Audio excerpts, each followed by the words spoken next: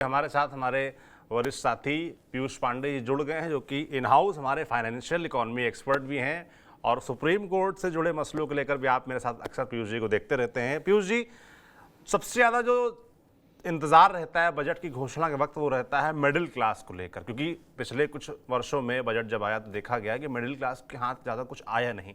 इस बार जब बजट आया तो आपने नज़र रखी, देखा सुना, मिडिल क्लास के बारे में बताइए कि उनके हाथ कुछ मिला है, लगा है कि नहीं लगा है?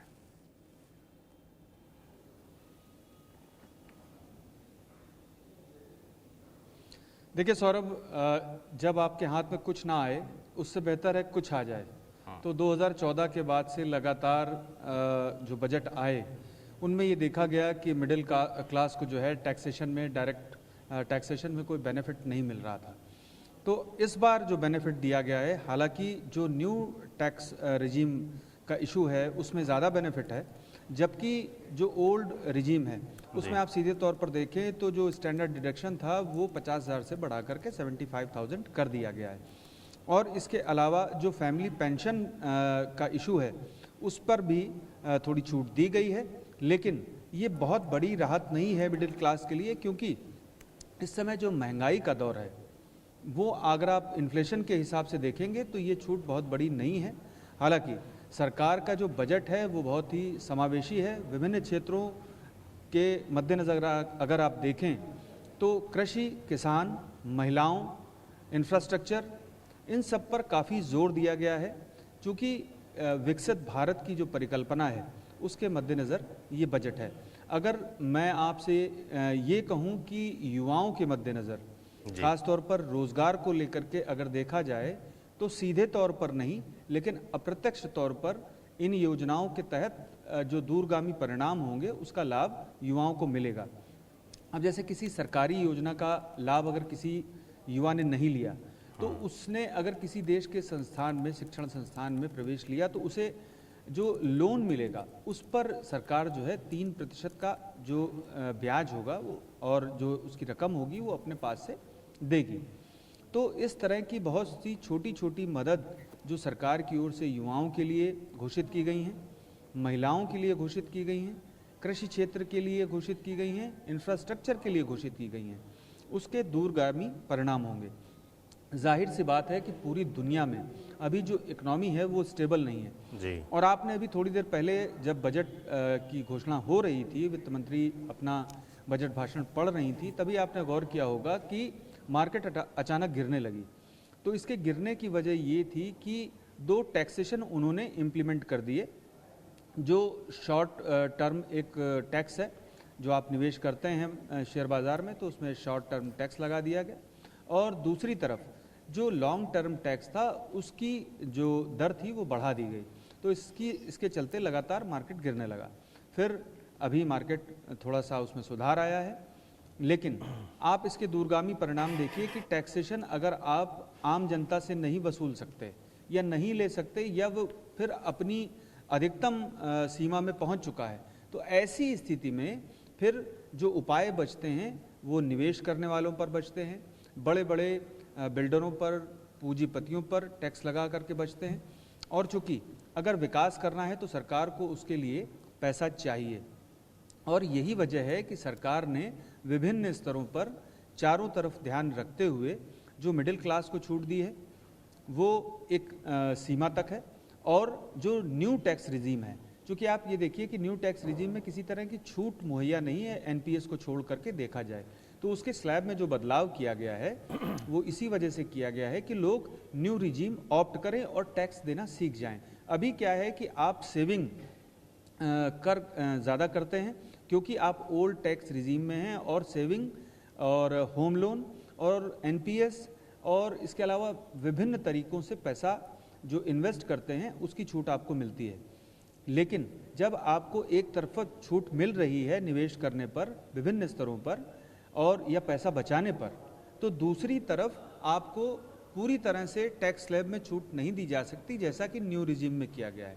न्यू रिजीम में चूंकि और कोई छूट नहीं है, तो ऐसे में जो लोग उसको ऑप्ट करेंगे और अगर उन्हें फ़ायदा दिखता है तो वो उसको ऑप्ट करेंगे और उसके बाद वो उसमें अपना टैक्स भी देंगे जो उनका बनता होगा, और अगर नहीं बनता होगा तो उन्हें पूरी तरह से छूट प्राप्त होगी।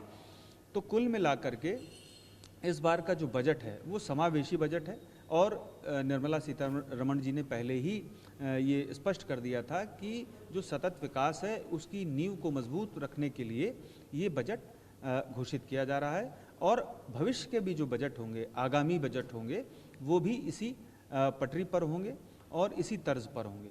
तो कुल मिलाकर के आप ये समझ सकते हैं कि बजट जो है सिर्फ एक किसी वर्ग को ध्यान में रख कर के नहीं घोषित किया गया है, बल्कि विभिन्न स्तरों पर ये देखा गया है कि बैलेंस कैसे बनाया जा सके और संतुलन कैसे कायम किया जा सके, इसको ध्यान में रखते हुए किया गया है। जी सौरभ। बिल्कुल, आप कह रहे हैं कि एक बैलेंस्ड बजट है, सभी वर्गों का ध्यान रखने का प्रयास किया गया सरकार की तरफ से।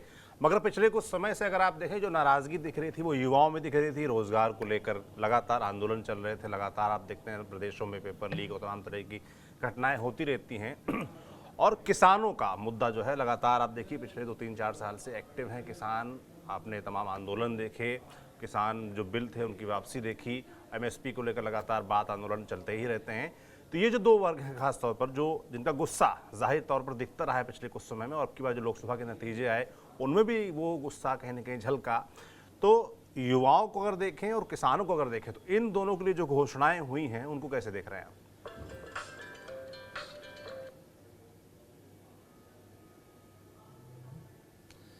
देखिए सौरभ, अहम बात ये है कि कृषि क्षेत्र के लिए और किसान वर्ग के लिए जो बजट में घोषणा हुई है वो 1.52 लाख करोड़ रुपए की हुई है और ये विभिन्न योजनाएं जो है हर हाल में जो हमारा ग्रामीण क्षेत्र है उसके इंफ्रास्ट्रक्चर को, उसकी जो आय है उसको और जो सहूलियतें हैं उसमें उसके लिए की गई है।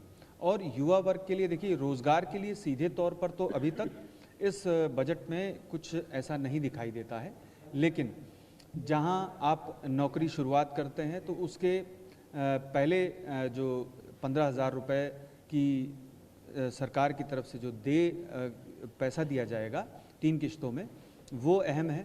इसके अलावा आप इंटर्नशिप में अगर देखें तो बहुत सारी ऐसी घोषणाएं हैं जिनको लेकर के सरकार ने बहुत ही छोटे छोटे स्तरों पर अपनी छाप को छोड़ा है। तो इस तरह से अगर आप देखेंगे तो आपको ये लगेगा कि कहीं ना कहीं बैलेंस बनाने की कोशिश की गई है। जबकि अगर आप ओवरऑल बजट सिर्फ मिडिल क्लास को ध्यान में रख करके देखेंगे और सिर्फ कृषि क्षेत्र को ध्यान में रखकर देखेंगे तो कृषि क्षेत्र का तो बहुत बेहतर है, लेकिन बाकी वर्गों में अगर आप सिर्फ ये देखेंगे कि ये चीज़ महंगी हो गई, ये चीज़ सस्ती हो गई, तो फिर संतुलन कायम नहीं हो पाएगा। हालांकि इस मामले में इस बार आपने देखा होगा कि कई स्तरों पर जो टैक्स था उसमें छूट दी गई है, ख़ास तौर पर निर्यात करने को लेकर के तो और दवाओं को लेकर के। तो विभिन्न स्तरों पर सरकार ने ख्याल रखा है। अगर आप युवा वर्ग को सीधे तौर पर देखें तो युवा वर्ग के लिए जो घोषणाएं हुई हैं वो अप्रत्यक्ष तौर पर हैं।